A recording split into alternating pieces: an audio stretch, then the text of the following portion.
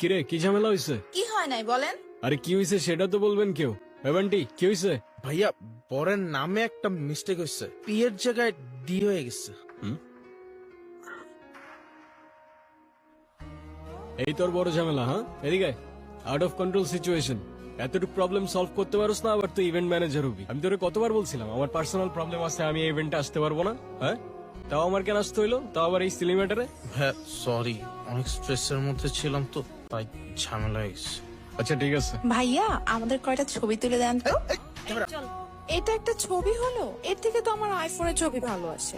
ভালো আসে নাই। বান্টি ক্যামেরাটা দে, পিছিয়ে যান একটু, স্মাইল।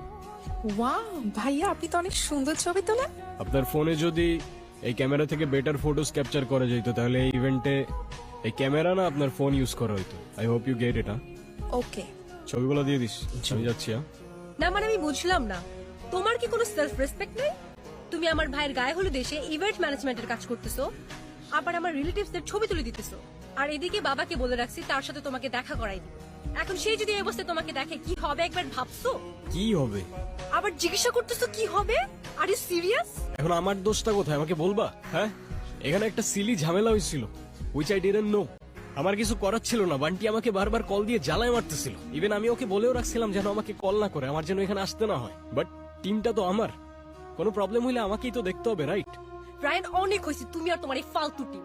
মানুষের বয়ফ্রেন্ড ডাক্তার হয়, ইঞ্জিনিয়ার হয়, আর তুমি হইছো একটা ইভেন্ট ম্যানেজার।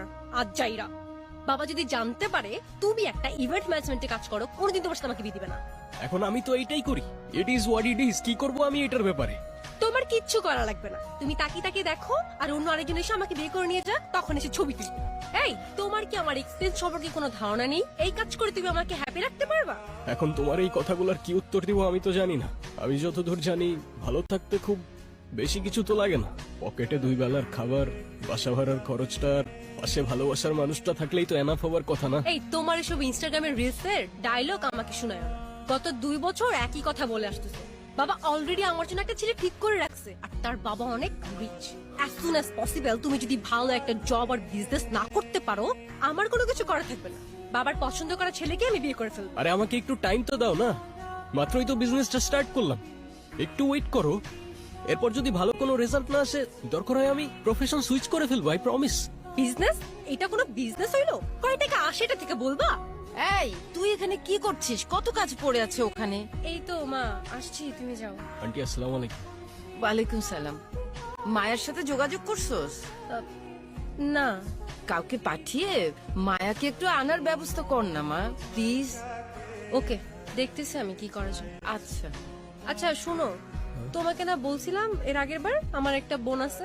হ্যাঁ ওই তোমাদের ফ্যামিলি থেকে আলাদা থাকে যে।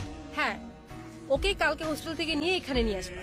এমনিতেও বাসার কেউ ওকে পছন্দ করে না, আমিও করি না, কিন্তু মায়ের ফেভারিট চাইল্ড তো, তাই ওকে বিয়েতে আনতেই হবে। কালকে তো আমার কিছু কাজ ছিল, আর তাছাড়াও তোমার ফ্যামিলির কেউই তো তোমার বোনকে নিয়ে আসলে ভালো হইতো, রাইট? ফ্যামিলির কেউ যাবে না তো? ফ্যামিলির কেউই ওরা দেখতে পারে না। দেখতে পারে না মানে? ঠিক বুঝতে পারলে না তো? ওর ব্যাপারে যত কম বুঝবা ততই তোমার জন্য ভালো। এমনিতেও ও আমাদের ফ্যামিলির জন্য না থাকার মতোই। ছোটবেলায় বাবা ওকে বাসা থেকে বের করে দিছে, তারপর থেকে বড় কোনো অকেশন ছাড়া ওর সাথে দেখা হয় না। আমি মায়ের হোস্টেলের অ্যাড্রেস তোমাকে হোয়াটসঅ্যাপ করতেছি। আর শুনো, ওটা কি দিয়ে আনতে যাবা? কেন? বাইক? খবরদার এই বাইক নিয়ে যদি আনতে গেছো, ফার্স্ট ইমপ্রেশন বলো একটা কথা আছে। কতবার বলছি একটা গাড়ি কিনো, একটা গাড়ি কিনো। এখন আমি গাড়ি কেনার জন্য এত টাকা কোথায় পাবো?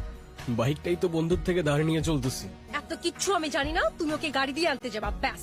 আচ্ছা ঠিক আছে, আমি একটা উবার নিয়ে চলে যাব। উবার? তুমি নিজে ড্রাইভ করে যাবা? ও যদি জানতে পারে তুমি উবার নিয়ে গেছো, আমার মান সম্মান থাকবে? এখন উবার ছাড়া আমি গাড়ি কোথায় পাবো? কোথায় বাবা মানে? ম্যানেজ করো। উফ, কেন যে আমি তোমার ভালোবাসতে গেছিলাম। বাবার পছন্দ করা ছেলের বিয়ে করলেই ভালো হইতো। বাবা হ্যাঁ দোষ, হ্যাঁ কিরে, কি অবস্থা তোর এখন? ওই যে দেখে গেছিলি তেমনই আছি রে ভাই। তুই আমার পুত্র বন্ধু, সে কল দিয়ে খোঁজ নিলি। বাকিরা শুধু দরকার হইলে শুভকে ফোন দেয়। দুনিয়াটাই এমন দোস্ত, সবাই স্বার্থপর। আচ্ছা বাই দ্য ওয়ে, তোর বাইকটা নাকি সেল করে দিছস? হ্যাঁ, বাবাই জোর করে সেল করে দিছে। বাবা বলেছে এখন থেকে তার গাড়ি ইউজ করি। আচ্ছা তোর পাপার, আই মিন আঙ্কেলের গাড়ির থেকে মনে পড়লো, গাড়িটা আমার একটু লাগতো বুঝলি, খুব আর্জেন্ট। ও আচ্ছা, এই কাহিনী। গাড়ি লাগবে দেখে এখন আমাকে ফোন দিছস? এখন গাড়ি দেওয়া যাবে না, বাবা রাগ করবে। ও আচ্ছা, আমি স্বার্থপরের মতো কাজ করছি না? আর তুই যে 25,000 টাকা নিয়ে 2 দিন পর দিবি বলে 2 মাস চলে গেছে, যে গার্লফ্রেন্ডের পেছনে টাকাটা ভাঙছো সেই গার্লফ্রেন্ডটাও চলে গেছে। হ্যাঁ, আমি কিছু বলছি? বড় বড় কথা বলতে আসছে। আচ্ছা সরি দোষ, কিছু মনে করিস না। নিস তুই, বাবা তো গ্রামের বাড়ি গেছে, তুই কালকে না হলে পরশু দিন ফেরত দিয়ে দিস।